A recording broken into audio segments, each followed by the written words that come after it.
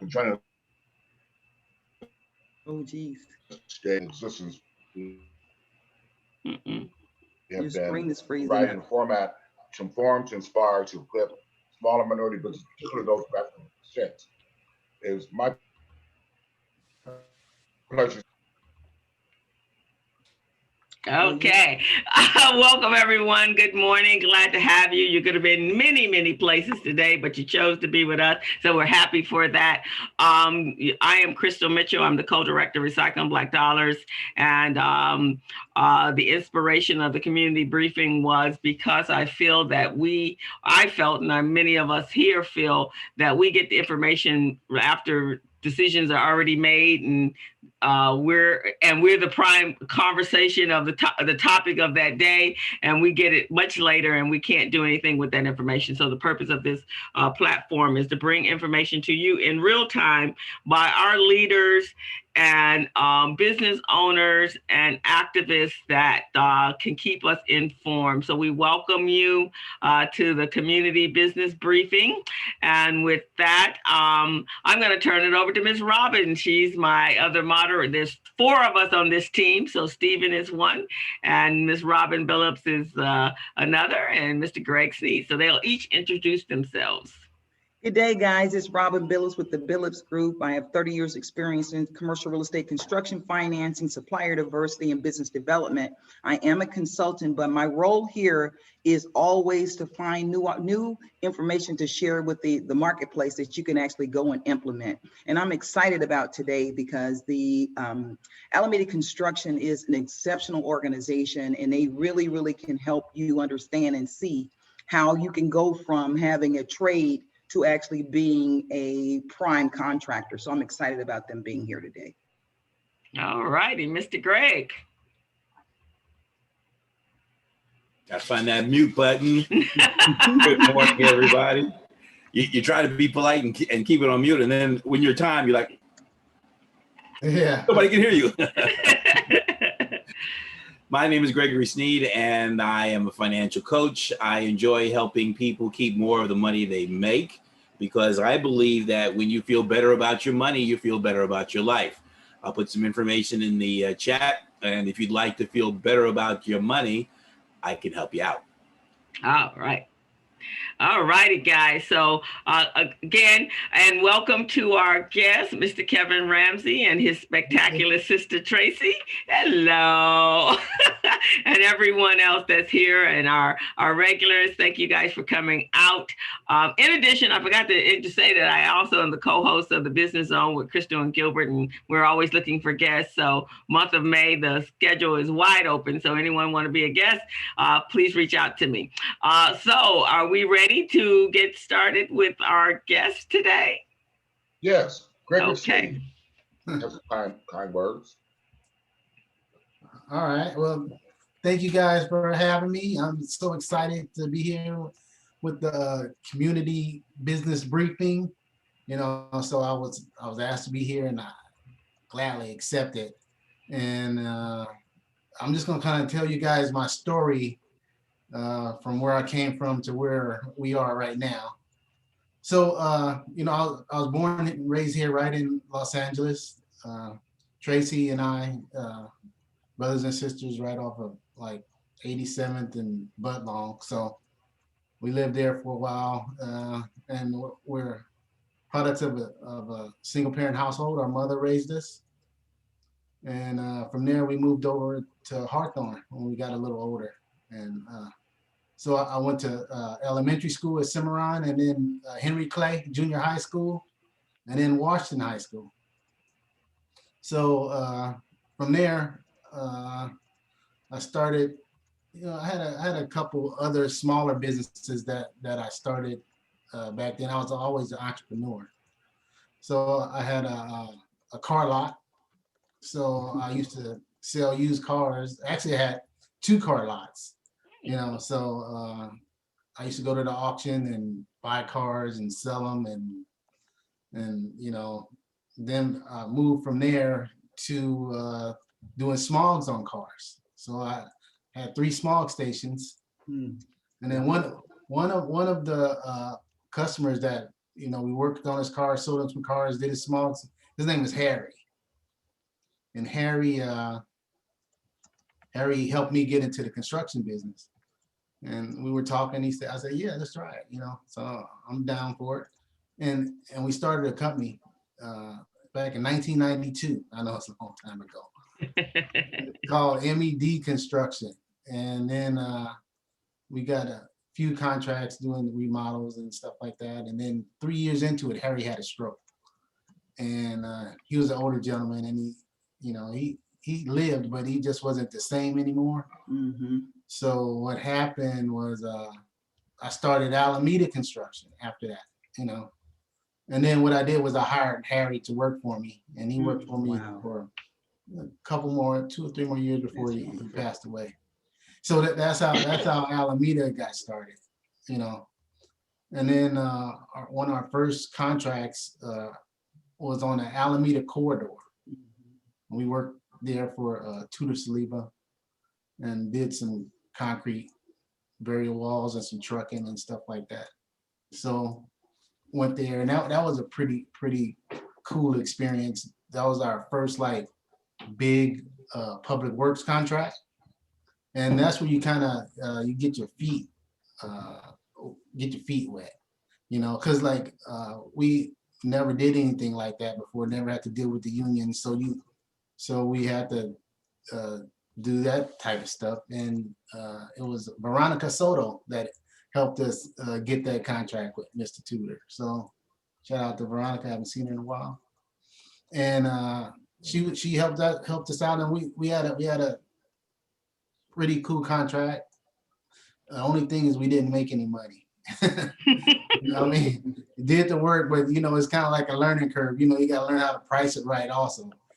But it was helpful. Mr. Tudor paid payroll every week, so that kind of helped us with cash flow, because didn't have any money back then. So learned pretty early that you got to have a little money and you got to have some credit. So that's kind of like one of the things that when we started is I had to get my credit right. I had to make sure we paid all the credit cards off. It started just my wife and I. And, so I just told her, you take care of getting my credit right, because I'm trying to get some accounts with some of these folks, and I can't get any accounts. I'm like, my credit is bad. It was like 600 and something. It was bad. But eventually got it right, and it was important to keep it right. Because when you want to go to banks and stuff, it's important that you have good credit, or at least decent credit, something they can work with. Put it that way. You need something they can hang their hat on when they're going in there to the bat for you to get that loan or line of credit or whatever you need. So I would say basically get your credit right. So we went from there, and then that started us on the public works contract stuff. We joined the Cement Masons Union. That was the first union that we joined. I think back in 2002. I started Alameda in 1997, and then we started doing more public works contracts. And all unions are not created equal. I can let you know that right now. So some unions are really strict, and some are a little more contractor friendly. But I know, like right now, we have a lot of project labor agreement contracts that's all over the city and all over the county, basically all over the state, where you kind of have to work with the unions. So I would say start with that before you sign a full agreement, just to get your feet wet and learn, how the unions, how they act. You want to know if you miss it if you're one day late, are they going to charge you, or do they have a way to work with you? You should make sure that the union that you're signing up for is right for you. That's the point I'm trying to make. So so we started on the public work stuff. Right now we have about maybe 60 or 70 employees. We half staffed in the office, half the other staff is at home. It's about 12 of us in the office, so it's about 6 in here right now. And we have estimators, and we have project engineers, and accounts receivable, accounts payable, office manager, payroll, all of that stuff. So kind of really need to get that taken care of, because that's like real important stuff, is that have your office up to speed to where if you get a contract, you could actually do the paperwork, because it seemed like right now the paperwork is the hard part, and the work in the field is the easy part.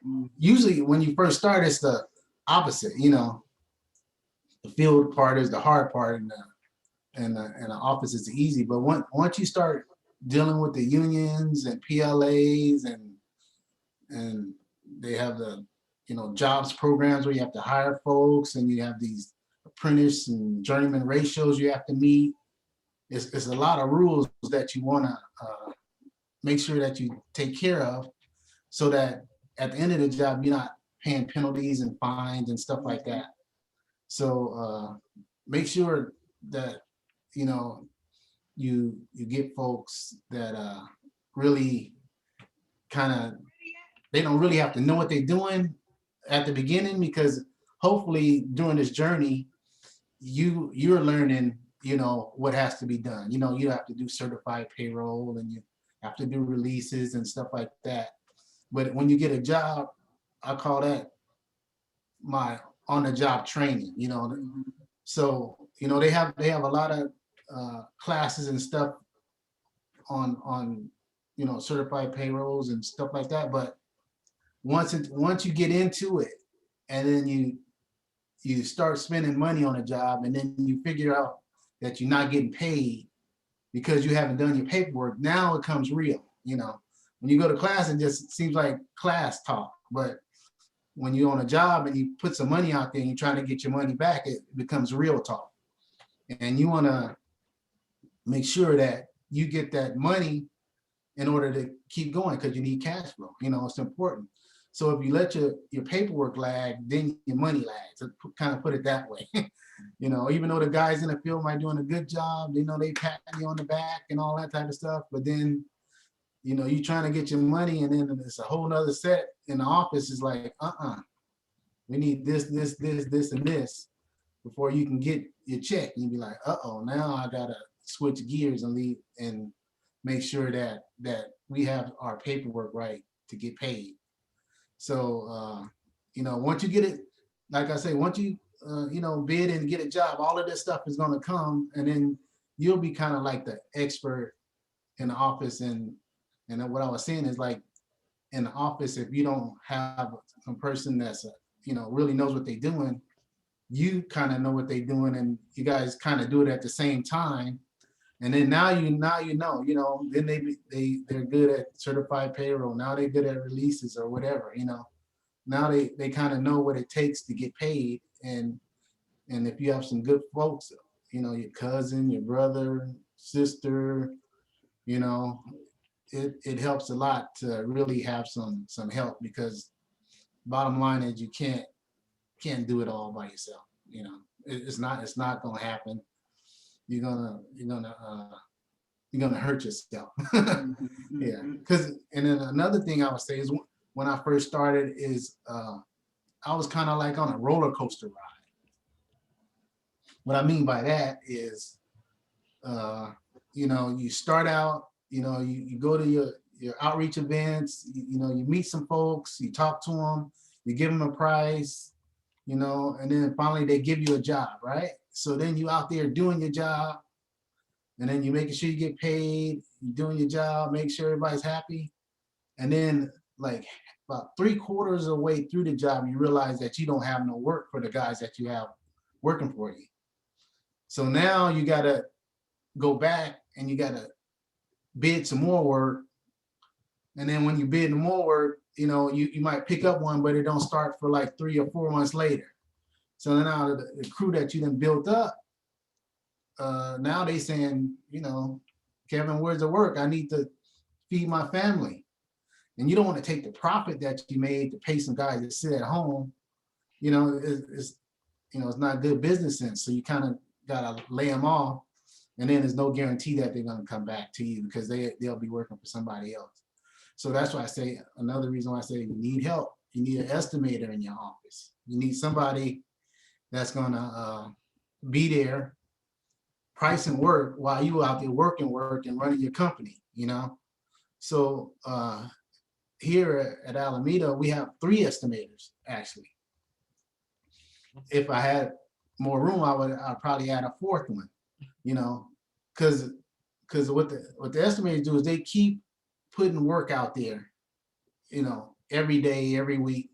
You know, people are asking you to price work, and as a small business, you kind of gotta weigh whether you want to price work for this company or price work for this company. You want to go for a public works job, you want to go for a private job. I mean, it's all kind of decisions that you're going to have to figure out that you're going to have to go through to make your company run. You know what's comfortable for you. You know, you want to go union, you want to go non-union.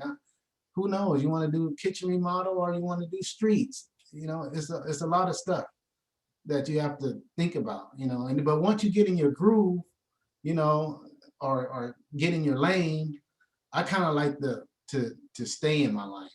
I don't try to like to do something way to the left or way to the right, you know, but I kind of like to keep doing it. And then after I do it and I think I got a good formula, I try to repeat it.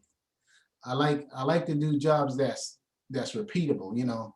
So you got the estimators, they get a set of drawings. They don't have to go through every single sheet. They know what section to go to. Architectural drawings, the civil drawings. You know, we don't do plumbing and electrical. We leave those alone. But you know, you get in your group just like any other business. Once you do it and you figure out what you're good at, just keep doing it. You know, you could stray out a little bit left to the right, but just keep doing it. So that's kind of like what we do around here. You know, we get asked to go up north, way up to Sacramento or way down to San Diego. But I'm like, the money's green here in LA, just like it's green in San Diego, just like it's green in Sacramento. So why should I take one job way up there when I can get 3 or 4 jobs right here at home? You know, but some folks like, you know, I want to do work in another state or in another country or whatever, you know. So, you know, maybe that's what you do, you know. Make sure you keep, you know, whatever you want to do. That's the good thing about running your own company. It's you. You know, you're the one that makes the decisions and makes the choices about what you want to do. Not nobody telling you. It's like, you know, you wake up today and then that's what you want to do and you do it. I mean, that's the good thing about it, you know. Some people like that. Some people like, I don't want no part of it, you know. So, you know, some people like employees. Some people like to work by themselves, you know. But the good thing about us is, as business people, is we make the decisions, we make the choices, we find out what, you know, how much money we want to make, you know, basically, you know, and what we're gonna put up with and what we want. So I'm gonna go back a little bit to my education. So I went to Washington, then I went to Southwest College. I got a AA degree from Southwest in business administration. And then, no, I got an associate's degree from Southwest, and I got a bachelor's degree from Cal State LA. And then between then and you know, maybe 10 or 12 years, I applied to USC and got accepted, and I got a master's degree in construction management. Fight on, right? Yeah. And my daughter, she went to USC too. She's in medical school right now. She got accepted to UCLA, and she's finishing up her first year of medical school. So I'm excited about that. And then after that, I was just you know, it was a gentleman that I met at the BBA. Skip had a event, and Dr. Vanderpool, he was there teaching something about computers, you know, how to run the, you know, tech stuff in your company. And I met him, and then he knew a guy, President Brown at University of West Los Angeles, because we were just talking, you know, just back and forth. Nothing big. And I said, you know, I always wanted to be an attorney. He said, you know what? I know the president of this school. Let me talk to him. And then my big mouth was like, go ahead. You know, yeah, I like to, you know, see what he got to say. And then lo and behold, talked to him, and the guy said, Kevin, you know, applied and started going to law school. So I did that for 5 years at night after I leave the office, you know, because I was basically telling myself, usually when I go home at night, all I do is sit in front of the TV and watch, you know, news or something, or some TV show. So I'm like, you know what, it's not that bad, you know. Three nights a week, go to class from like 6 to 9, and then Put in the work. I did that for 5 years and made it through law school somehow. You know, it was tough though, you know. It wasn't easy. I didn't have time to study. The only time I studied was before class on school days, because I got a wife and I got kids. But so I made it through law school, straight C student, you know. So you know, C's get degrees. They say something like that. You heard that saying? Yeah. So it worked out. And then took the bar exam and I passed it on the second try. That was Wow. the first try. I was like, I didn't know what was going on. And then you kind of figured out, and then you think of yourself, you know, what these people trying to ask me on this exam. And then I just said, screw law school, right? That's what I just kind of said. And I took a bar prep course, and I just went with the prep course because then they knew what they wanted, the bar examiners wanted. So you just kind of throw your law school stuff out the way and go with the bar prep course and run through it every night, you know, while you're watching TV, because I was out of school, and you just turn the TV off and just sit there and study instead of watching TV, you know. So, you know, we could all do it. I'm 56 years old right now. So I know some of you young folks could, you know, if you want to do something, I've been going to night school all my life, to tell you the truth. And, you know, it's not hard to do. So just go there and do it. And, you know, like my daughter, she was complaining about, you know, Daddy, it's hard. I said, tomorrow's going to come. I say, final's going to be here in 2 months. It ain't no big deal. Yeah. I say, final will come, you'll pass the final, and then the next class will come. So, you know, you could do it. So if you guys, you know, even if you're my age, if you think you want to do it, go out there and do it. You know, there's nothing stopping you but you know. So that's it on education. So Kevin, how did you so obviously you're one of the largest Black contractors here in the city of Los Angeles. And so how did you go about becoming certified? And it sounds like you started with contracts. Yeah. So what was that process? Because most people don't quite start like that. Oh, don't start with contracts? Yeah. No, because it's one thing about it is it's a whole bunch of events. I mean, this is one right here, right? And they have a whole bunch of projects, because there's no shortage of projects out there for anybody. If you're in the restaurant business, you're in the construction business, whatever kind of business you're in, there's no shortage of opportunities out there. So what you have to do is just grab on to one, okay? Just grab on to one. You know, call and bug whoever the bid coordinator or whoever has opportunity and get it. And then once you get it, you know, just see what you could do to make some money out of it, because we're all hustlers. I mean, I've been hustling all my life. So it's like, okay, you know, you got a $10,000 contract, you want to make sure you finish this contract and spend 8,000 or 7,000, and then you keep 3,000 in your pocket. So the thing is you got to get out there, you got to get one, and then once you get one, that's when the schooling starts. That's it. I mean, it's just that easy. I mean, and then when you need an employee, you can go Craigslist, you can go on I forgot, we got a couple of them. Tracy can help you out, I'm sure. Yeah, a couple of those. We just sit it out there. Work source. Yeah, work source and Indeed. I think we used Indeed, and then Monitor. yeah. So if we need a person, we put it out there, and then people will send you some resumes. You call them up and say, come on in for an interview, and you the owner, so you interview them. Find out where they at, what they could do for you, and stuff like that. And if you tell them, I only got this much to pay you right now, or I only need you part-time right now, you need people to help you. That's how you do it. It's not rocket science. I'll tell you that right now. But one thing you do want to do is make sure you get you a good accountant.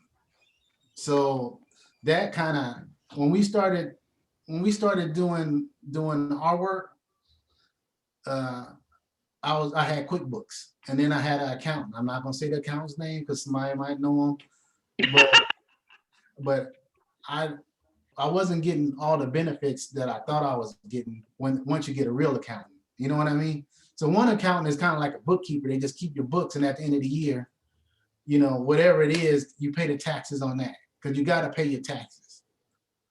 And then there's another kind of accountants that we have. It's called Gelman LLC. They're in Orange County somewhere. They like show you how to reduce your taxes, and then they tell you, if you have a 401k, you got defined benefits plan, you got profit sharing plan, stuff like that. They tell you, Kevin, you made $1 million this year, you don't want to pay $1 million, taxes on that. So what you do is you get a profit sharing plan so you can share the wealth in the office.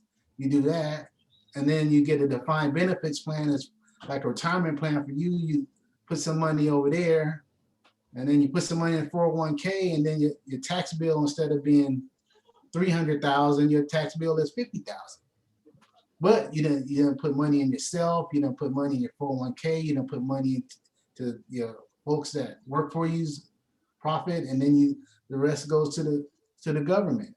So that's why you need somebody that really could help you as far as taxes is concerned, or else one of these days you're gonna be working and you're gonna hit a big job and you're gonna make a lot of money, and then at the end of the year, if you don't plan for it, you'd be like, oh man. So you like that 50,000 that I had out of that 300, I'd be like, do I want to pay that to the government, or do I want to buy a new pickup truck?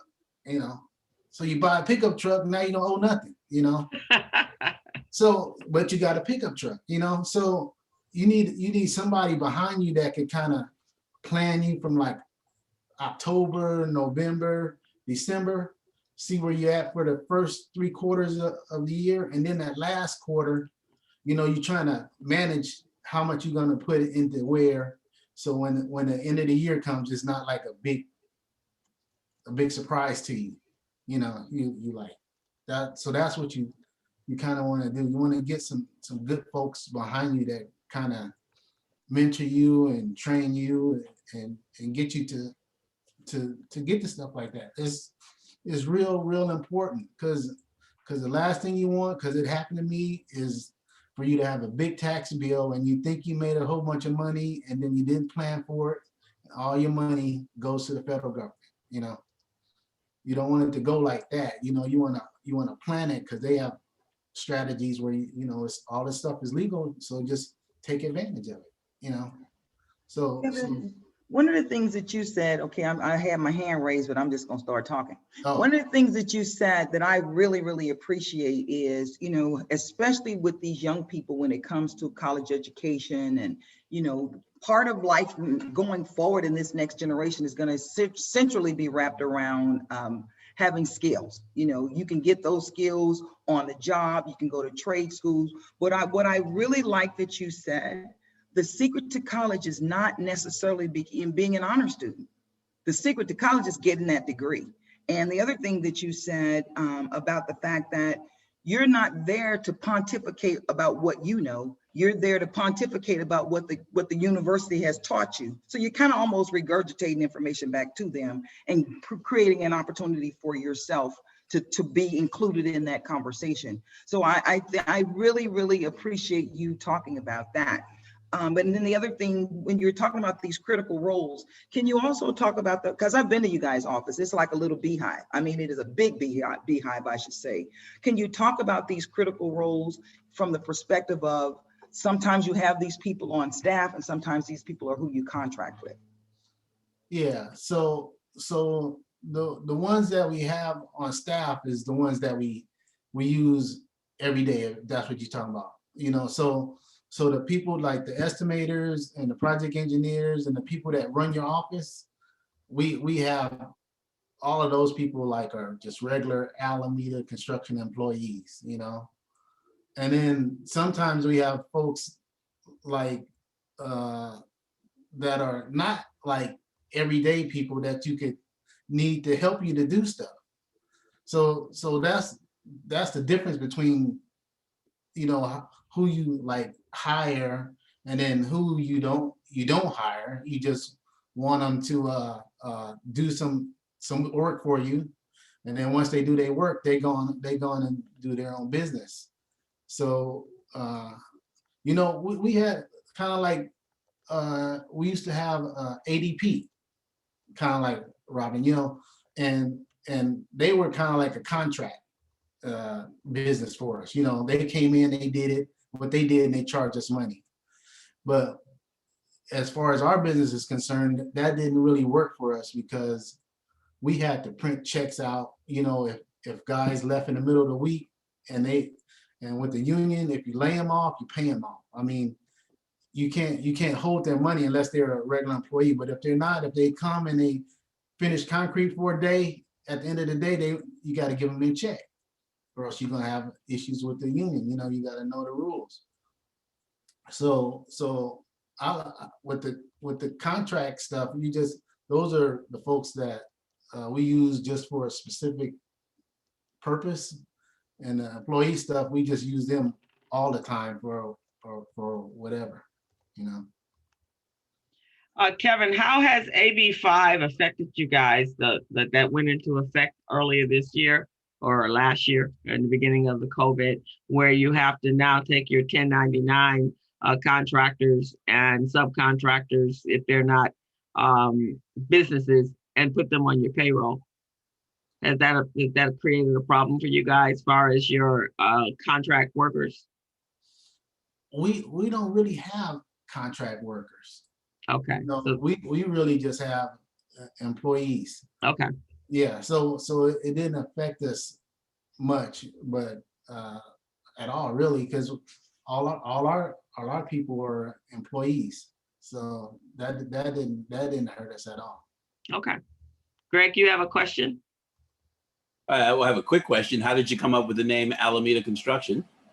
Oh, because our office is right off of Alameda Street, and then our first job that we were going after that we didn't have any contract at. Our first big contract was the Alameda corridor, because we kind of knew it was coming. So we said, okay, we'll name it Alameda because of the Alameda corridor, and it's Alameda because we're right off Alameda Street.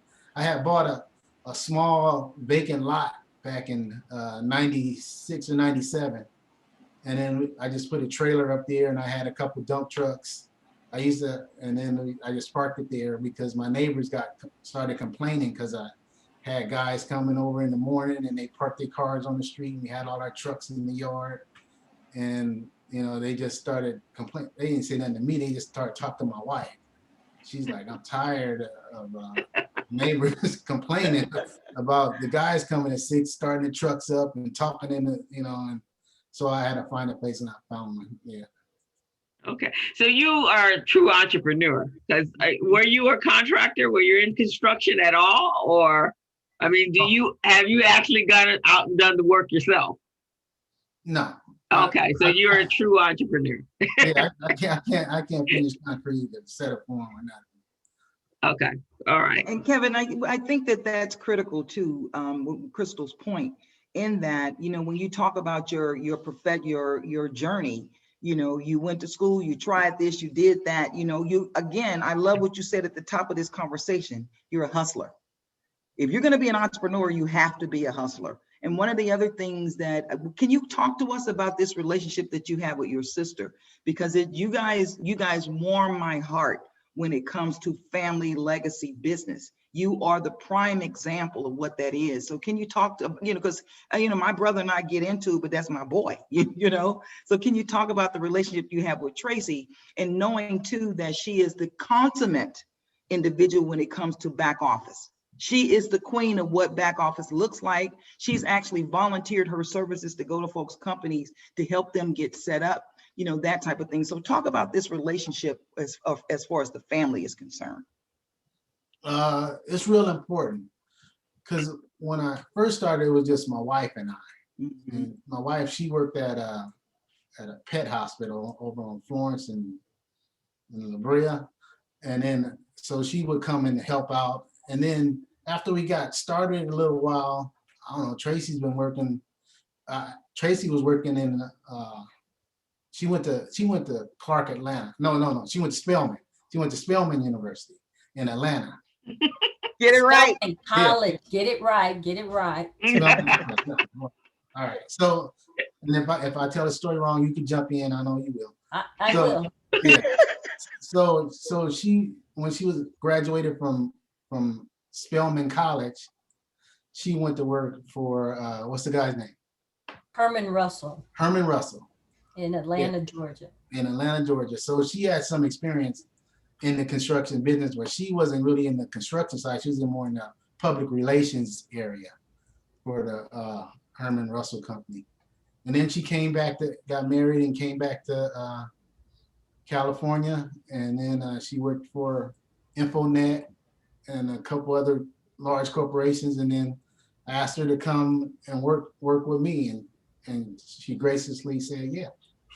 And since then, she got my back. I mean, whatever we need here, Tracy does it. Right now, speaking like hustler, Robin. So one of our passions is buying property and fixing them up and then repairing them and stuff like that. So since I've been in the contracting business, I kind of learned how to do all of it, And Tracy kind of runs that stuff. We look for vacant lots or rundown property, and we buy them and we fix them up and we rent them out. So she kind of runs that business of Alameda right now. And also we have a contract with the gas company that she runs, and she likes it that way, because it's like those are kind of like her little babies, right? And she said, just leave me alone, let me do this. Alameda can do whatever they want to do, and then that's what she does. And my mom says, we got to stick together. She always preaches that, stick together. And then Tracy always throw in my face, I can't fire her and stuff like that. I'm gonna tell Mama, I love it. So that's the way it goes here, and she's here mostly every day. Yeah. Right now my mom. Mostly, I am here every day. Our parents are getting older. You're here mostly every day. Take care of them. So that's wonderful. So you guys we have a couple of questions in the chat box, but I really wanted folks to understand that this is a family business. And again, that you didn't start out in construction. You started out with trying, putting your feet out there. And then more importantly, in my background, I did commercial real estate construction financing, and Jerry Buss and Frank Mariani were my clients. And one of the things that I learned from them, looking at these financials of these super rich individuals, real estate is king. You know, the idea that you guys are acquiring properties and refreshing them, and I know you're doing it in our community. So some of the questions that we have in the chat box, one of our entrepreneurs, did you mention it was early, it was easy to get that first contract? Either way, did you get someone to help you with the paperwork, or did you hire someone to help you submit the paperwork required? And then, and a follow-on question that she had is, and what challenges did you find in submitting your first paperwork for your first contract? Well, the people that once I got it, after I got the contract, I didn't hire anybody to do it. You know, I just called the company up to, you know, I'd be like, oh, I want to get paid. And then they would tell you what you actually need to do. And you don't want to hire nobody to do that, because you want to know how you're going to get your money. If you count on somebody else and then something happened to them and you got another contract, now you stuck out there like, you know, you can't get paid. So like if somebody in our company quits, right? I don't care, you know, I care. Yes. I mean, I care, but I don't care because the knowledge that they have already have. You know what I mean? So you know, people, our company, we got people come in and out, not all the time, but sometime. And if they leave, it's not like I'm like paralyzed, you know, because it's like, okay, they leave, you know, we'll do it until we hire somebody else, you know. Yeah. That's why Tracy be like, you know, send this release over here, you know, and then we got a couple payroll folks. So you're not paralyzed. You don't want to really hire nobody to do something for you until you know what you're doing. I love So that. that's the way I feel about it. I wouldn't hire nobody to do my paperwork until I knew I could do it myself. And then if I had too much paperwork, then I let them do it, you know. Yeah. But I Well, you wouldn't. know, that's the reason why Bernie Madoff did so well, right? People trusted him with their money. Kareem Abdul-Jabbar went through that exact same thing. Academically, very, very strong. Hired somebody to do his paperwork, and the next thing you know, he had to start all over again. That's why he's out on the circuit right now. One of the other questions. Robin, Sure. Robin, Kevin, speak about how everyone here is blessed with gift, skills, and talents, and they go out there and, you know, like we did with our wonderful friend Jackie, how Jackie used to be out in that field, you know, laying that rebar, but you had a discussion with her about how if you're the head of the company, you need to be running the company, and you have others out there working your company. Kevin, can you share about that? Yeah, and the good thing about Jackie is she know how to do it. So like if any of the guys in the field leave, she can go out there and grab some rebar and throw it on her shoulder and tie it and get the job done, you know. And then she can come into the office and get the certified payroll and an invoicing and stuff done. So you kind of you got to know your business kind of like in and out, because you want to be the one that you could pick somebody off the street, you know, anybody, you know, as long as they're willing to work, and you can train them to do what you're trying to do, because none of this stuff is like, you know, people call themselves experts and stuff. It's just that they did it a long time. They call themselves an expert. But if you did it a long time, you could teach somebody how to be an expert. So you want to learn that stuff so that if something happens, you're not stuck. You're not sitting out there with nothing, you know. And, Well, and you know, that's oh, I'm sorry. That's excellent, because as doing accounting and bookkeeping for small businesses, which is how I got started. How I started my business. One of the things that I always do with my clients is to educate them exactly what I'm doing, because in the event that they need their numbers or someone's asking them about their financials, they can't call me. They need to be able to answer those questions themselves. And if there's something they're stumbled on, then you call me in. But someone wants to know that you know your business, that you understand your financial foundation, and not that you have to call your CPA or your accountant or your bookkeeper to find out what you are supposed to be doing in your business. So that's an excellent point, Kevin. Understanding all of the operations and the functions of your own business, and then bringing in people once you understand how it's supposed to work, so you can better instruct them how to be your employee. I think that's the biggest part. And I see that we have a couple of employment recruiters and individuals here. The biggest issue with hiring an employee is you can't instruct them to do the job that you want them to do. You expect them to come in with their expertise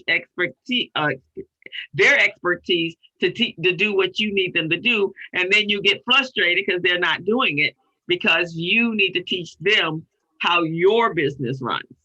So I think that's excellent.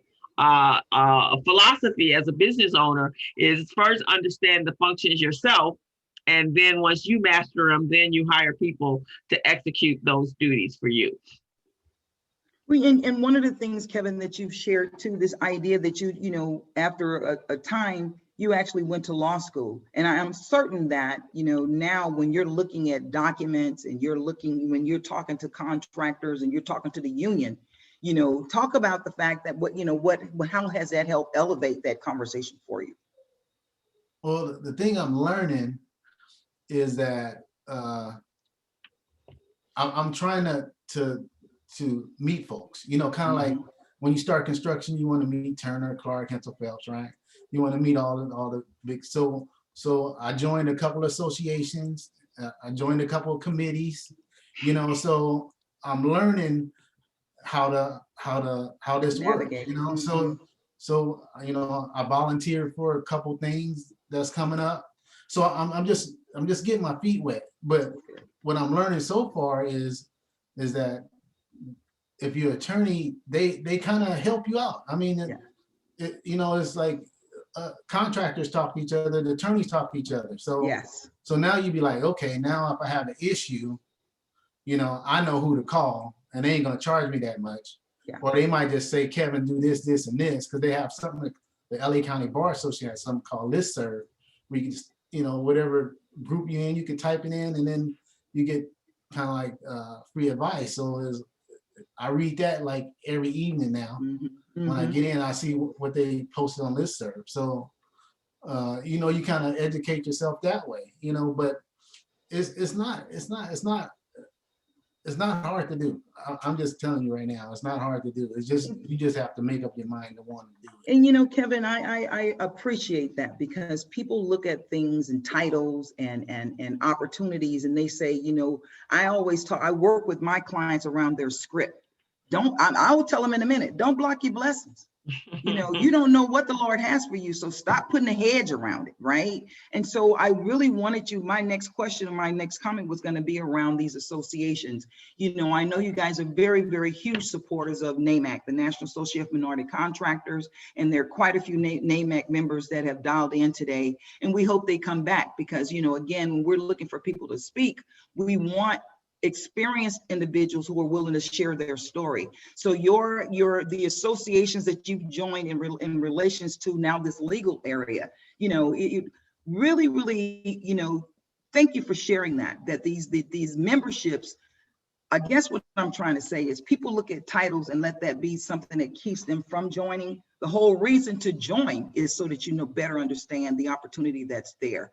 And then the other thing, I'm going to come to you, Lydia, in just a minute, but Kevin, the other thing that I want you to talk about is all of these opportunities that are available, and this whole process of these bid meetings and these pre-bid meetings and being pre-qualified. Can you just kind of speak to some of that process that goes along with being able to plug into those opportunities that look humongous, but they can't all be bite-sized? Yeah, so I love NAMAC, it's a National Association of Minority Contractors. And I'm a member of the Southern California chapter. And it's a national organization, but they have chapters all around the country that you can join. So what you want to do is you want to tie into them, because they are tied into the larger contractors that get the work, so you want to, once you get it, tied in, you'll see some opportunities come up. You go to some meetings, you'll meet some folks, but take an opportunity, pick one. That's all you gotta do. If you want to start, just pick one. It's fairly easy. You'd be like, talk to some folks, you know what you can do, you know what opportunities coming up, and you be like, you know what, I'm gonna go for this one, you know, and go for it. One thing, NAMAC had a meeting the other day, and it was with Turner Construction, and they said something that was kind of like astounding. They said, you know, your bid is not a binding legal document, you know. So you could turn in a number to one of these larger contractors, but that's just the starting number. That's not the ending number. You know, that's the starting point. So once you turn it in, if it looks fairly decent, it's not way sky high, it's not real super low, you know, you call them and you talk to them and see what you could do. And then if you get it, you get it. But don't be afraid to turn it in, because don't think they're gonna, like, if you turn in a number, it's not like a public bid, it's a private one. You know, you don't have to put up a bid bond or nothing like that. And they was like, when you turn in your number, that's the starting number. You know, it might go up, it might go down, you know, depending on what you need. So it's really no reason not to turn in a number, you know, especially if it's something that you know you could do, you know. And Hey, when Robin. Yeah. Robin, Yes. I think the meeting that we had with Turner, with NAMC, the thing that's most important also, in addition, is relationships. The lady, we've been doing real talk with NAMC, and what we're doing is sitting down with people that you can talk to, but these are people who are people that have positions in these companies. So, you know, I was getting the list of names because I helped moderate it, and one was a young lady, Christina Alvarado, who I used to work with like 15 years ago when LAUSD had those blocks of schools that they were doing. I worked with Christina with getting the money, because that was my job back then, and also working on those jobs.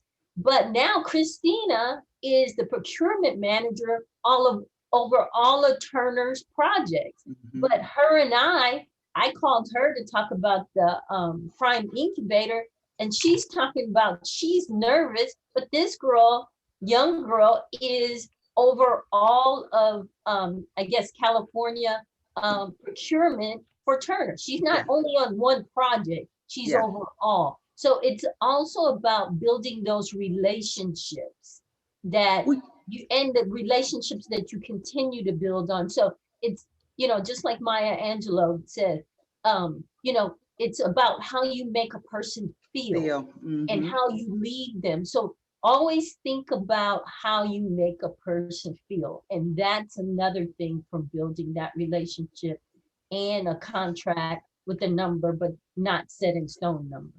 Yeah, you know, and to your point, when Kevin was talking about Robert Brown at the law college where he went to school, he and I worked together at Sears Savings Bank in commercial. He was in the legal and I was in the commercial real estate group with Sears Savings Bank in the 80s. So you're right, it is all about relationships. And one things I'm going to say, and then we're going to go to Lydia, I think it's critically important. We're building relationships here, right? You know, that's why we tell everyone, put your information in the chat box, reach out to people and invite others to come to this forum. This forum is strictly for us to be able to grow and go and create legacy businesses for our future generations. Miss Lydia McGee with Metropolitan Water District, where you're up. You guys, I am so thankful to be here today. Kevin, Tracy, everything you guys said is so true. I had the privilege to be at a table, and I'm not the construction person, but guess what? I'm the person that'll get the message back to the people there. But those organizations, being at the table and being a part of that is so important. Kevin and Tracy, if you guys reach out to me, I'm going to see if you guys can be at that table. Metropolitan is the owner, and we have projects, lots of construction projects. Most of our projects are bundled. But even though they're bundled, I'm hearing one thing at NAMAC, I'm hearing something else from the primes. And I'm like, oh, no. Yeah. So I'm going to see if I can have you guys there, because exactly what you said, you can talk their talk. You can actually bid on some of those projects, because a lot of times they say, oh, they're too small or this and that. Oh, no, I see something different. But another thing, relationships are so important. Like I said, even though my expertise is not construction, I'm looking at the room and said, okay, who's getting ready to speak up?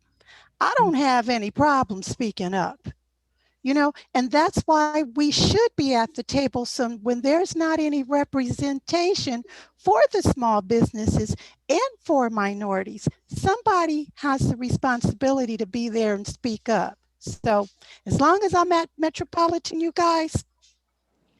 She will. That's I my hope you that's guys, my personal friend. That's I my hope personal you friend. guys She will. Lydia, you So- put your information in the chat. So I did. there are She a did. number She of did. construction individuals here, as well as other business owners who are certified and can Yes. come to the table. So you're exactly right. Relationships is how you make it in any industry.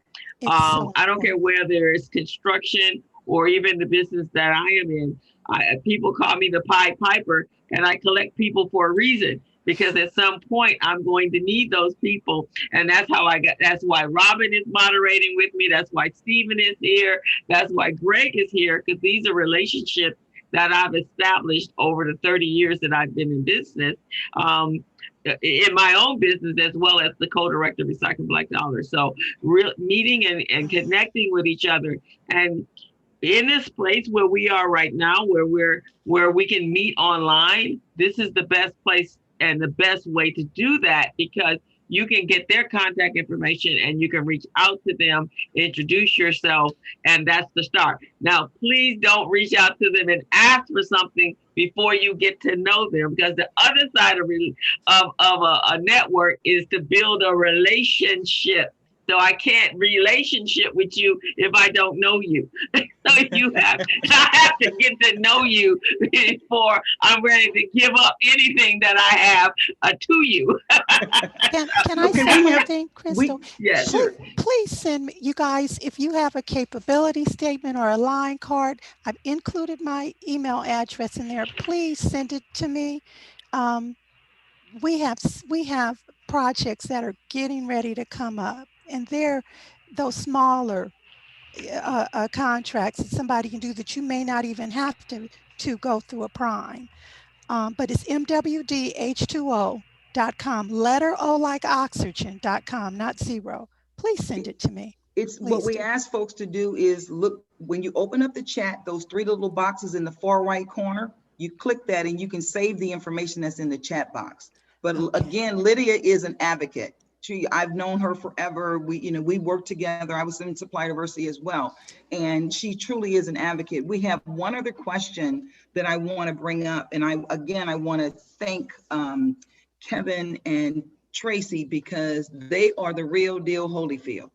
They didn't start with a silver spoon in their mouths. They've shared with you the way they've done it. So what they're saying to you is anybody can do what you want to do if you put your mind to it, right? And Coach K was over here losing his mind about Hey, you know what? I've been quiet over here, but I got to jump off and get on another call. Kevin and Tracy, I don't know how I don't know you guys. I'm a student of Skip. I know John. I did the whole certification thing. I ran that thing. You get involved. You build those relationships. You learn that stuff. Then you jump and ask for a contract. I'm about to put him on mute. Honda gave me a contract. It worked. I'm about to put you on mute because we're running out of time. I'm gone.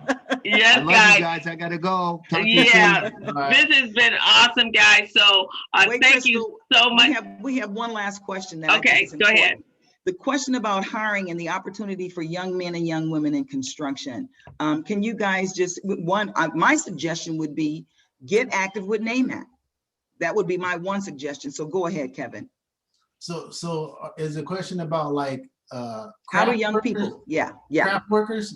Okay, so there's any workers who's interested in construction. So craft or office, right? Yeah. So anybody that's in construction. So first you got to kind of know what you want to do. You really, if you just you don't have to like know. You just have to have a vague idea. you know, because you don't know until you go out there and do it. So, but if you a craft worker, I would suggest going to one of the unions that you're interested in joining. You know, like the carpenters, the laborers, cement masons, you know, the electricians, the plumbers union. You know, that's where you want to kind of cut your teeth at. If you want to be a craft worker, you know, even though it's kind of hard to get in there sometimes, but you have to get a company to sponsor you into it. So, but once you get into it, you know, you gotta, you know, take your time, learn the trade that you're trying to learn, get to work on time, wear all your safety equipment, do your job, and then go home until you learn to do something, you know, a little better where you move up from apprentice to a journeyman. But I would start there. I mean, some of these pre-apprenticeship programs, like the one at LAX and the one at LAUSD, they have where you go to pre-apprenticeship program, and they have in your contract where every sub, depending on what their contract value is, has to hire a person out of their program, you know. So that's another way you could get in there. And then, like, we had to hire a young man for we worked on Conrad with PCL. So we poured some concrete in the tunnels, and we poured some stair concrete. And then the guy called me up. He said, "Kevin, hey, did you read your contract good? You know you got to hire somebody." I'm like, "No, I didn't, but tell me about it." and he told me that, you know, we had to go to LAX, you know, pre-apprenticeship, pick a guy. They said they'll recommend somebody if you want them to, or you can interview yourself. So they interviewed folks, and they said, you know, "Kevin, one of these two guys are a good one." I'm like, "Okay, well, I'll take this one," you know. And he's still working for us today, you know. That's kind of. So, and that happened maybe like what, 4 or 5 months ago, you know. That's wonderful. So yeah, so it happens like that, but you cannot go there if you're a young person, and if you're smoking weed, you know, or you drinking. Tell it. Because the only reason is they drug test you, you know, going to that job. So you go through all of this pre-apprenticeship stuff, and then you get somebody to say okay, and then the first thing they do when you get on LAX, before you go in there, before you even do anything, they make you take a test, a drug test. So if you take the drug test and you fail, you can't get back on the job site ever. I mean, it's like never. They like never. We don't want you. You cannot come back to us. They say you can go home and detox and whatever, and come back in 30 days, and you're good. Too bad, you know. So you don't want to have something like that happen. You want to make sure that you're good, you know, because that's the first thing that's going to happen. And you know, it's a shame, you know, that you could go through all that and nothing happens, you know. Right, but around here, it's about persistence. You know, we've had people, you know, keep coming. And so it's just about persistence and getting out there and stepping out there, showing that you want to get something done. And then, you know, come talk to the people who really know, like me, because Kevin loves to teach. Come in, ask him a question. He will teach you, whiteboard it, draw stick people, then come back and ask him another question. Just keep coming, keep being persistent. And so that's what I would say too. You guys are wonderful. Yes, they are. You've been absolutely awesome. I hope everyone has learned something today, and reach out. Don't just take this information and store it on your computer. Reach out to these people and connect, because each one of them are doing business with someone. And if you can augment their business, they may need you, but they don't know that if you don't reach out to them and start to build a relationship first before you ask. and then and that's how we start doing business together as Black people. Everyone here trusts each other, so we have to build our relationships so that we go forward and start working with one another to create the economic empowerment that we need in our community. So I want to thank you guys. This has been absolutely awesome. There is so much information in the chat. So again, as Robin said, click the 3 dots and copy it to your computer. But this program will also be uploaded to YouTube at the Business Zone with Crystal and Gilbert. And I will include the chat and all the contact information and all the event information in that chat on the website, on the YouTube channel, so you can pull it there. And it also will be on the communitybriefing.com website. We now have a website, so it will be there probably by next week. So thank you guys all for coming. Please come back. All the new faces I see, you will get an email next week, but please come back. Put the community briefing on your calendar, 11 o'clock every Thursday. There is someone dynamic that's here speaking to you, sharing with you, and providing information for you. So we want to thank you all. Thank you, Kevin. You've been awesome. Real deal, real talk. Thank you, Tracy. Real talk. So one final thing, we're going to have to invite. Oh, I'm sorry, Greg. Go ahead.